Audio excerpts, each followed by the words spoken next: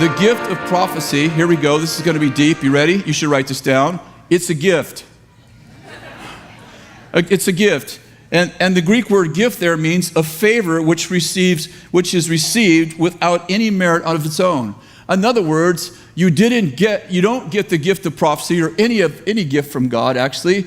You don't get it because you earned it. That's why it's called a gift and not an award. Which means you could move in signs and wonders and miracles and have terrible character. I didn't say you should, I just said you could. You can. Why? Because you get the gift of prophecy by what? Asking for it. It has no merit of its own. In other words, you didn't do anything to get it except for you asked for it. The fruits of the Spirit, love, joy, peace, patience, and the others that I almost remember. I remember this one, though. Self-control is in there. So, the fruit of the Spirit is a sign that you actually have a relationship with the Spirit. It's the fruit that you have a relationship with the Spirit. Now, if you go over to the prayer house and pray for 3 hours and come back grumpy, I don't know who you talk to. Because part of the fruit, I'm very serious. I know people who, quote, spend hours with God and have the worst attitude. I'm like, I don't know who you've been talking to, but the fruit of the Spirit is love, joy, peace, patience.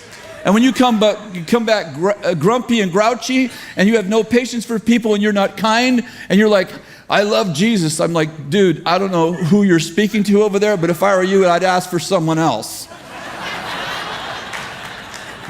I just want to say this, this is a little parentheses, but your relationship with God needs to benefit the people you know.